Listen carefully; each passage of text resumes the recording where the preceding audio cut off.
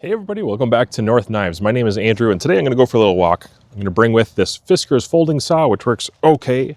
I've got a Trooper axe, which I reprofiled. Now it's got almost that Scandi feel and I think it works phenomenally well. I've got a small amount of paracord. I find that between 6 and 8 feet is enough to make a bushcraft chair, especially if I use a tree to lean it against without using a third leg. And then I've also got this brand new, just dropped Reiff knives. This is their F4 Gen 2, a more slicey, slightly more ergonomic and refined version of the Gen 1. I loved the Gen 1. I had really no issues that I would critique it on. I thought it was a phenomenal performer. And this one, I actually do like even more. I think some of the upgrades or changes that were made do make this a superior knife for slicing, cutting, and some bushcraft tasks. But let's take it with on the trail, go make a bushcraft chair, and then we'll talk about it. I think I'll go for this tree, but I got some brush in the way. And normally my axe would be good enough for something like this. Let's just use this as a chop test. I'm gonna grab back here, no lanyard. Just gonna use that natural kind of swell at the rear. Some buckthorn, which is pretty tough. Just fine. Definitely still pretty comfortable in the hand. It's not hard to make snap cuts with this and keep it locked in there. There's enough swell on the handle. It just feels very normal, comfortable.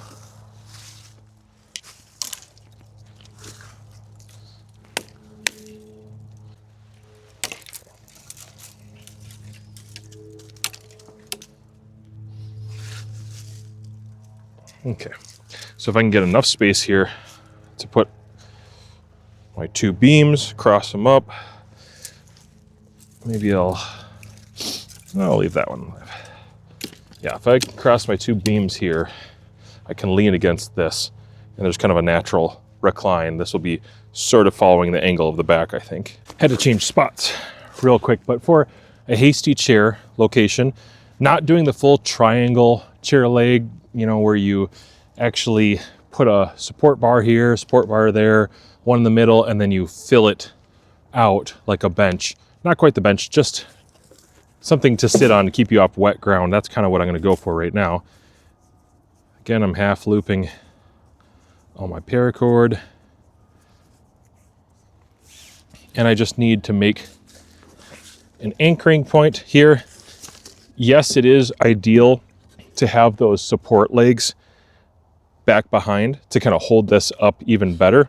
But I've actually found that as long as the main supports are strong and your knots are tight, this doesn't slip down too much anyways. So not a big deal, but a lot of times I'll try to find a limb that already has a second limb coming out and rest it on that as an anchoring location. But just big enough to do that. And I just need two pieces. So I'm gonna cut this directly in half.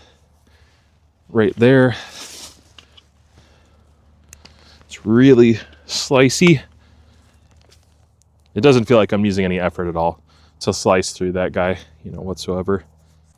Okay, and now this is where we're gonna find out if I'm a big dummy or if I can tie knots tight enough. And yeah, I think we're good. There we go. I really like this sheath. This is probably a good time just to do a quick breakout on the sheath. I'm gonna take it off because you can take it off from the belt. Let's bring the camera in a little closer. In typical Reiff fashion, their sheaths are always done pretty high spec, pretty good. Some of the best sheaths, I think. This one has a belt clip in the back. It'll fit a 2-incher. It fits my 1.5-inch belt just fine. It's tight enough that it really doesn't slide around too much, especially if I'm wearing my belt appropriately tight.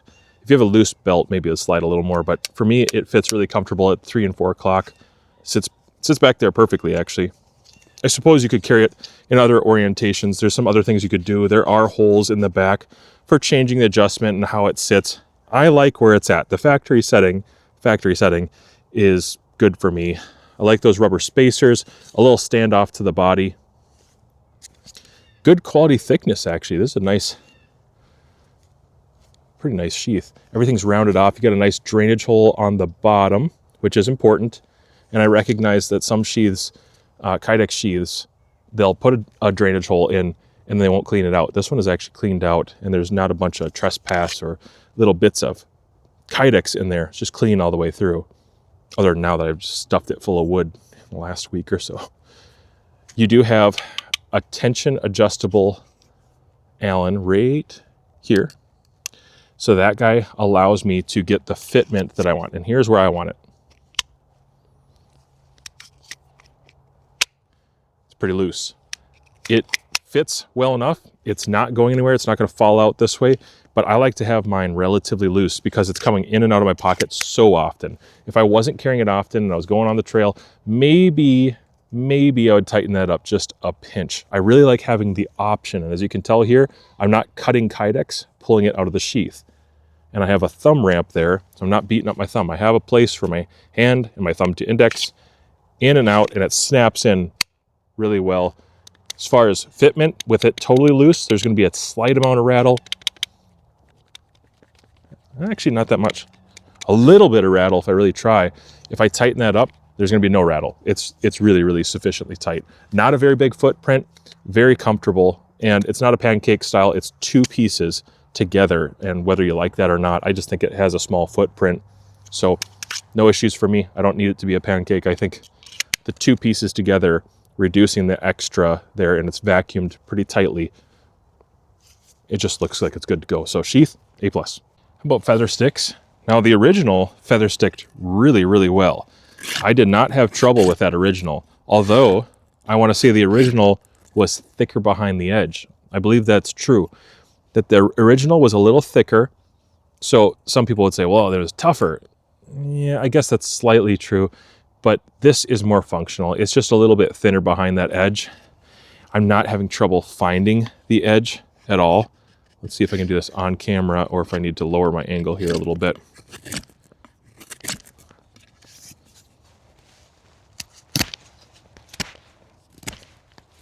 I'm not going to be able to do a lot of strong cuts right now because I've got an elbow injury.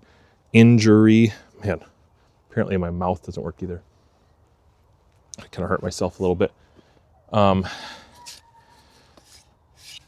Let's see. Get a plank kind of started here. Really nice ergos, very comfortable. Everybody says that about whatever blade they're reviewing. I've seen just like the worst handles and people are like, oh, it's very comfortable. No, I actually mean it's very comfortable. This micarta is sculpted just perfectly. All the way around. The G10 handles are very good. I've done a lot with the Reiff knives G10 handles as well. But the micarta, it does have a softer feel to it generally. And sometimes I prefer G10 and sometimes I prefer micarta. Kind of depends what I'm doing. Fishing knife, probably G10. I probably don't want to get it all full of guts. Micarta washes out fine, but G10 is just that much easier. Some people think that G10 could also be harder, more impact resistant in some ways. Could be. So I can do big curls and I can do little curls, and it's not difficult at all. This is not a perfect stick to try on, but whether I'm doing these little tiny curls or the big ones, a lot of times what I'll do is I'll actually make a big flat piece. I'll take my fire steel and lay it right here and drive it into the light stuff and then hold it up like this, and it'll get my second portion on fire, and I throw it in a wood stove or onto a fire, wherever else I need to get started. It's going to feather stick just fine. I would say between the Gen 1 and this one's thinner. It's going to be able to bite a little deeper. For some of you, that's a really big deal. I think it's an advantage. It's something I probably do prefer if I think about it. I probably do want it just slightly slicier than the original, but the original wasn't bad. If you're finding a Gen 1 on the market somewhere for a good deal, still a really good blade. This is just going to be slightly thinner behind the edge. And if that was your critique, then maybe the Gen 2, you want to have a Gen 1 and a Gen 2, and you could kind of almost use them for different purposes. For a bushcraft knife, I need it to be able to be robust enough that I can pry some, fairly thick bark off a tree. This is something that just happens all the time as I'm making stuff. So I want to get that bark off so the wood can dry out. This is actually affixed pretty hard to the wood. So I'm prying, and it's going to pop eventually here. Still robust enough that obviously, even with a slightly higher grind, I think perhaps, and a slightly thinner edge, it still has plenty of force to do something like that. How about this knot? Can I break that off? Yeah. This is a pretty robust knife still, and I just don't feel bad about beating it up a little bit. All right, this is a big piece of wood, and driving this through, you would have to kind of section it off if you want to do something like that. Let's just see if I can even maybe pop this thing by hitting it one way and then the other way, flipping it around. Yeah, I don't always have an axe or a hatchet. It's not always going to be the case.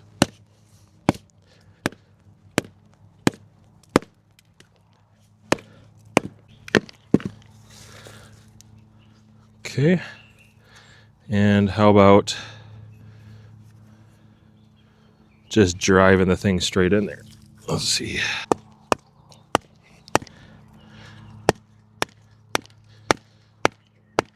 This is where the knife had started the other split, and with a couple wedges, definitely could open that guy up. This cherry does seem awfully hard, but here's a more practical piece. I can actually span it with the blade, just barely. Yeah, that stuff is hard.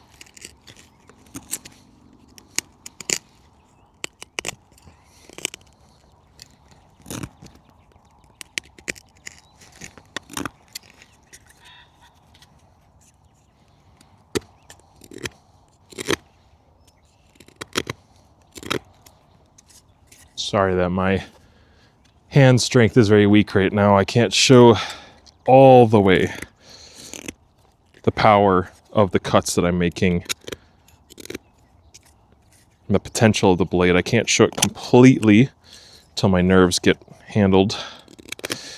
My shoulder, my elbow are all screwed up.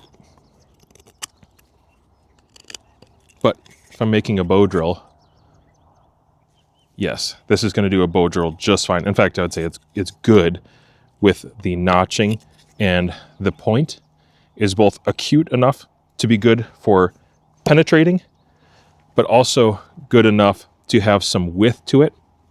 Not quite a leafy shape, but big enough that I can get a good sweep in making a bow drill divot. Now, it's really not that hard to do, making a bow drill divot. I could probably make a reasonable bow drill divot with my tiny little antique boker here. But as far as getting the work done faster, yeah, I think the Reiff is going to do it quite a bit faster. And this blade is going to dull out a lot faster than modern materials. These Reiff knives hone so well, they sharpen up really easy, and they hold an edge forever. I think that 3V as a steel for an outdoors style steel is probably still one of the gold standards. The MagnaCut and the 3V that he's used on most recent knives have been some of my favorite of any blade that I've used. I'm not gonna sharpen it with the stone or the diamond. I'm just gonna touch it to this ceramic. It is still reasonably sharp. Not going to be quite hair-popping sharp, but it's still reasonably sharp, so it's a good time to hone it. And if I had a piece of leather, I'd probably just run it on a piece of leather, but this is what I had nearby.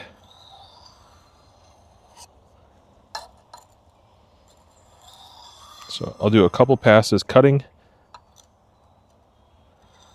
just barely cutting into the stone, pretty light actually on the pressure. And then I'll actually drag a couple, and I'm looking for marks on my ceramic.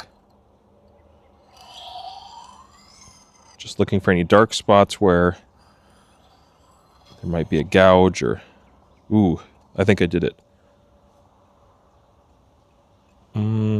If I had a piece of leather, I'd probably still run it one more time, but I think we're good. That was pretty fast. Let's see. Oh, there it is.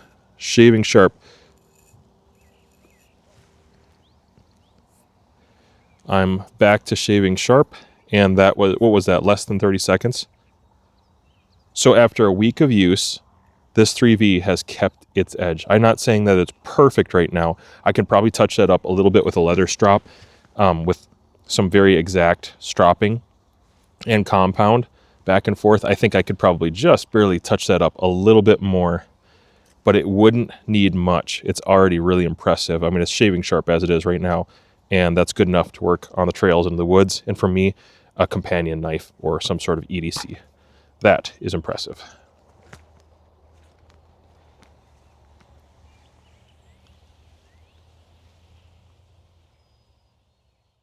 So here's the deal. This is just a first look. I like to actually take some time with the blade. I need at least another month with it before I have final conclusions and that kind of thing. I got a good feel for it right now. Yes, it's a very high-end production blade. Like the materials that Reiff Knives uses are top-end materials. The ergonomics are top-end ergonomics. I'm trying to remember if there's any brand out there at all where I like every single model that they have. And I'm a picky guy. Like, ergonomics are a big deal to me. Blade quality, geometry, symmetry, these are things that I'm just going to be snobbish about. At the price point, yes, they're not a cheap, they're not a cheap blade. This isn't a Mora knife. This is an American-made, high-end production knife. I really like it. I think that the blade is going to win me over compared to the Gen 1, but I liked the Gen 1. So that's my prediction right now. Can't see any reason why that would change, but I want to use it more, and I want to prove it. I want to test it so that you guys know that I'm not just throwing it out there as a, yep, another Reiff knife, you better buy it.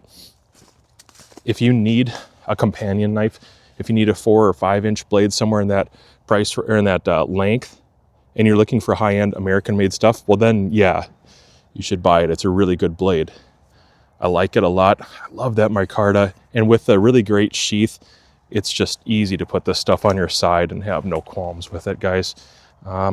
Next video on this, be looking for it in a month or less from the production of this video.